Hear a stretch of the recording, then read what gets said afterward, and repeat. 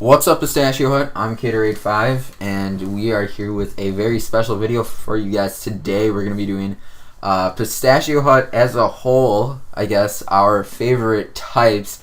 And with me today, I have RPEGaming. Hey, guys. And Beheemith. Hey, guys. And I don't really know what much more to talk about other than we have a lot of favorite types here, and we're basically going to be combining all of our three most favorite types, and we're going to combine it all into one top 10. It's going to be very fun. But first of all, I have to say an honorable mention is going to be fairy type, because nobody actually likes fairy types. Even though it's, I mean that's not really an honorable mention, but that's an honorable dismention. Yeah. Anyways, we're gonna jump straight into number 10. So, number 10 is flying types. I bet you're wondering, why flying types? Why are flying types so good? Well, flying types, you have the ability to fly, which saves you a bunch of time, and they also can dodge ground type moves, which can be nice since Earthquake is commonly run in competitive too. Earthquake's the best move in the game now. Yes, it's one of the best, or it's the best, and what keeps this type from going higher on our list is that, well, you just can't trust Pidgeys. And flying types are frail. Yeah, they're really frail. But they do got Roost. That's also another reason they're on this list, is because they have that very nice ability, Roost, even though you could just get Recover. Well, I guess, but I guess we're ready for number 9. Number 9 on the list is poison types, and poison types is definitely something you wouldn't want to hug, but I'll put this on this list because it is one of my favorites, because they are very venomous, they're tricky, and despite many Pokemon being able to learn Toxic, regardless of the type, poison types have always been revered as very, very, very dangerous and toxic and very defensive, and they can be frail. But plus, I mean, who doesn't like the Blob, aka Swalot? Yeah.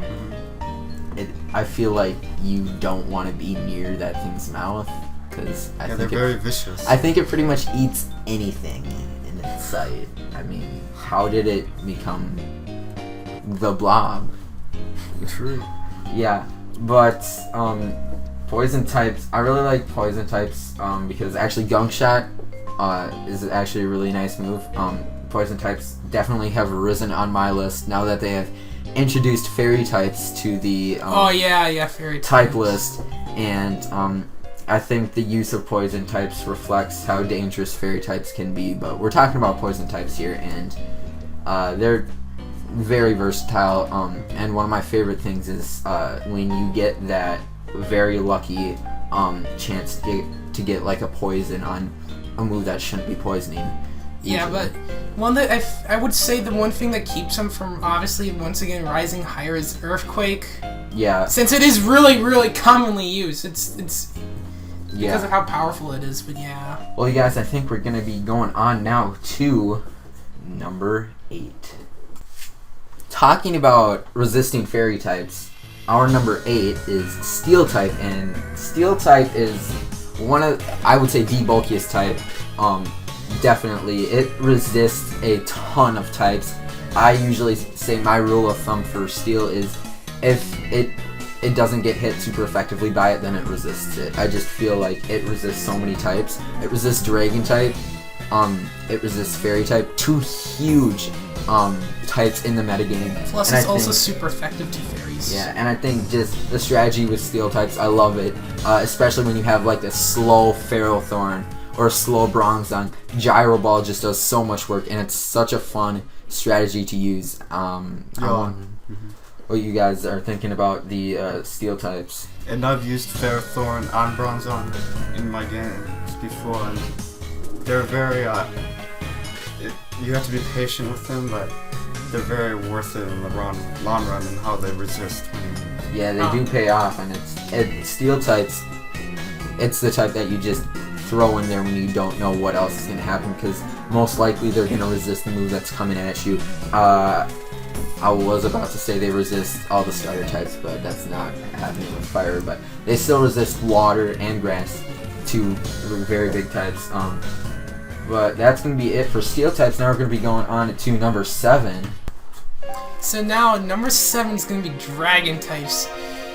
Yeah, this one wasn't expected. Dragon types was going to be on the list. Everyone knew it, because dragon types are just solid. Like steel, they resist a lot, and while they don't have a lot of super effective moves, their good stat lines can be that are all around good. I'm pretty sure are really nice, and plus they get moves like Dragon Dance and some other really powerful dragon type moves. Yeah, they're just super powerful. Very commonly used in competitive battling, and you can just do whatever you want. The majority of the pseudos in Pokemon are dragon types with Dragonite, Salamence, Garchomp, Goodra, and Hydreigon. Those are pseudo from 5 out of the 6 regions, so... You could even include Tyranitar in the discussion. Because Dragon Dance is a vital move on Tyranitar indeed, and it's a great... all dragon types are very good, especially when you have... when you're just starting out the game, you get that very lucky or very rare dragon type that comes in with Dragon Rage and pretty much obliterates the first 2 gyms of the game.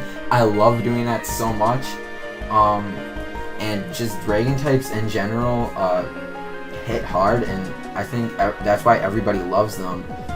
I don't really have any other reason for liking them, but I guess we're on to number 6. Okay. Number 6 is Dark types, and Dark types. What do you guys think of Dark types? Dark types, I think, are probably top 3, probably top 2 favorite types. K-Grade 5 was very assertive in putting this on the list. Yeah, I love Dark types. They're like the anti-special. Unfortunately, they're not super effective against fairies. They need to change that. I think they should, but I mean, Dark. It just seems like the most sinister type. Obviously, it is, but plus it's resistant. Like psychic moves do nothing to him, so that's awesome. I just think that when you just think Dark type and you just want to create a Pokemon, you have a huge spectrum of anything. You can thinking like Weavile. That thing's like a small, fast ninja, and then you have Weavile. Then you can have Darkrai, obviously. That definitely comes to mind for me, especially. Oh yeah, Dark Void. We all love Dark Void. Yeah. Yeah, not. Especially when you're on the receiving end. That's so annoying. Oh my god. And Dark Void hits both Pokemon in double battles, which pretty much secures you the win. A 1-win. We've learned that. I think the whole Pokemon world has learned that from Smeargle and VGC. But I think that definitely Dark types. You can also have some bulky Dark types. I know they aren't as common, but you can definitely have some. Can't really think of any off the top of my head, but there are definitely some very bulky Dark types out there. And I think that's pretty much it. Now we're going to be going on to number 5. Alrighty, you guys, number 5 is going to be bug types, and I can't speak for all of this myself, but I know bug types can actually hit very hard when you don't expect them. What do you guys think about bug types? They are good against some of the most effective most powerful types as Psychic and Dark. And I've always loved bug types because they are very you don't expect them all the time, and X Scissor is one of my favorite moves because of how hard it hits. Yeah, the nerve thing about them is that Yama with its speed boost can be very, very deadly. Unfortunately, Shedinja. Shedinja is not. I mean, while he's interesting with his Wonder Guard, the also dreaded Wonder Guard and randomizers.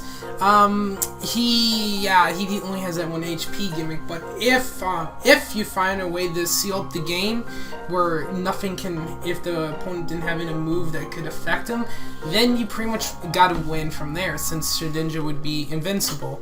Yeah, and another thing, on top of Dark types, bug types. There's, again, a huge range where you can create stuff. because obviously bug types, you think insects, you can think spiders, you can think these flying creepy things. And there's so many more bug types to be created. I don't think they really have a mosquito bug type. Do they really? Oh, they have. No, I'm thinking of that one from Ethereal Games. Oh yeah, that's obviously. I don't know much about Ethereal Gates. I still have to play that game, but bug types are huge. I don't think there's many in Uber, but just having a bug type can sometimes be a huge pivot. I love Scolipede. Scolipede is one of my favorite bug types, if not my favorite. There's also like Heracross. I love Heracross. Great mon. You think sometimes bug would probably be like a special type, but actually, to me, the majority of the like attacking bug types are physical, and that just blows me away. Well, they also have Signal Beam and Bug Buzz, which are also like they're just versatile. Like they can have a lot of stuff. But also another one that's starting to rise to power is Mega Beedrill. That bug type is like really leading. Like it is so strong. Yeah, I think we're gonna be going on into number 4 now. Alright, so you guys, number 4 is gonna be fire types, and I know that these two probably just want me to solo this all the way because I love fire types. Fire types are easily my favorite type, and I mean, they do get overshadowed by a lot of common types in ground, rock, and water, but it's still a very fun type to use. You can have both special and physical, and they're just really fun to use. My favorite Pokemon, obviously my mascot, Infernape, is there. I like a lot of the fire starters until like the last 2 gens because the firefighting disease that has been spread around the Pokemon world. But there are a lot of other good fire types like Chandelure. There's some others like Volcarona coming in with a bug from number 5. And then there's like the best Pokemon ever, Charizard. Actually, Charizard is the one fire type I don't like. What do you think about Charizard? Fire types? I don't. Oh, me? Fire types? I've never been a big like fire types or nothing. Like there's some types on my team that I always must have, like water, and usually grass usually. But Yeah. I really fire types. I've done many walkthroughs with fire types, and Yeah, I have to say it hasn't really bothered. I mean, it's just to me fire types are a lot more.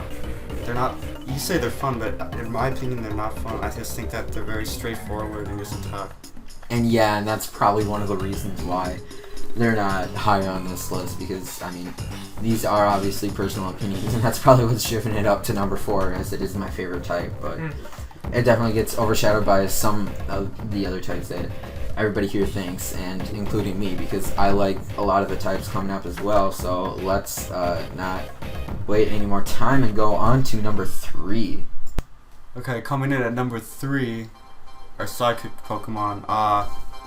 Psychic type, I'm the one who lobbied for this one to be number 3 on the list, mainly because Psychics are just so, in my opinion, well, I think they are overall the best special attackers. Definitely. Yeah. Psychic types. Psychic types were so overpowered in Gen 1, but... Oh, yeah, because of the special stat, since they're the only one who has the high special stat. Yeah, there's a lot of Psychic legendaries, like Mew and Mewtwo. There's some others after Gen 1. Yeah, like, it was the type back then. It was the type, just because... Another thing that Psychic types just ran through Gen 1, because there was no special defense stat, there was only a special stat, which covered both. So if your special attack was high, your special defense was high as well. So you pretty much Alakazam ate up like all of the hits, and it was unstoppable. Alakazam is one of my favorites, but there are definitely some others. I can't think of any off the top of my head, but I'm sure RPEGaming. Well, yeah, has like an idea. I forgot that one that was the Psychic Fighting type that has a Mega Evolution. That one's also pretty good too. Metacham? Metacham, because it can be a mixed fighter if you want it to be, or it can be a little more unpredictable. Yeah, another Psychic type that came to my mind here is Metagross. Metagross is a monster and a half, and probably top 10 best shinies ever. Oh yeah, Metagross shiny is so cool, like golden Metagross. Yeah, but also Silver and gold. I think that there aren't a lot of physical and psychic moves, but there are more than you would think of physical and psychic competitive battlers out there that actually work, like Metagross and Medicham, as we just gave those examples, and I think there's only like 3 physical psychic type moves, and that's Psycho huge. Cutter. As you would think Psychic's special attack, but that's gonna be it for Psychic, guys. Now on to number 2. Okay, let's break the ice here and let's talk about some ice types. Ice types are actually very interesting. They have a lot of interesting moves now, like Ice Breath. They have an instant. They have basically Frost Breath. Yeah, Frost Breath, and they got like a guillotine move. Sheer Cold. Yeah, Sheer Cold. Sheer Cold is. And yeah, they also got some interesting abilities. Like, there's some interesting ice types now that that can actually really hit hard, surprisingly. Yeah, Aurorus. Actually, Lapras can hit pretty hard, believe it or not. Even though it seems to be a little more bulky. I'm thinking like Aurorus, a very interesting ice type. I believe it or Mamoswine. not. Yeah, Mamoswine's huge. Believe it or not, you guys are probably going to say why you like this, but I actually really like Avalugg for some reason. And then back in the day when dragon types were all supreme rulers and pretty much, and there was no such thing as fairy types, ice types was a type that could be super effective against dragons, and they still are today. It's just they're overshadowed by fairy types, kind of, but they are still really good, and they have a lot of interesting moves and some interesting gimmicks you can apply with them. Just to clarify, you guys may be thinking, why do you guys have ice types on the list? And yes, ice types do seem very weak, but this obviously is an opinionated thing, and we here at Pistachio have this whole thing about ice types. All of us love ice types. And ice types are obviously weak to a lot of types. I feel like they would be better if they were good against some types, like water, maybe. Mm-hmm. Yeah, definitely water. That's like, water's resistant to ice, which makes no sense. Yeah, but other than that, you guys, I think that we're going to be here going to the all greatest type in the Pistachio Hut community, and that's going to be at number 1. Alright, you guys, can we have like a drum roll, maybe? I might add that sound effect. Or RPEGaming can do it. Alright, anyways, you guys, number 1 is going to be the water type. And water types, huge. You need a water type. There is no playthrough that you can do without a water type. It's 100% needed. And because of the all awesome Surf. Come on, that's the best HM in the game. It actually is one of them. But, probably my favorite water type definitely is Greninja. Greninja, it's so underpowered, man. Underpowered? They need to buff it. Come on, protein's not good enough. Yeah. Anyways, Beheemith, what do you think about water types? Well, I was a strong advocate to put this number 1 because of just how powerful and and they're so dynamic. They're very balanced.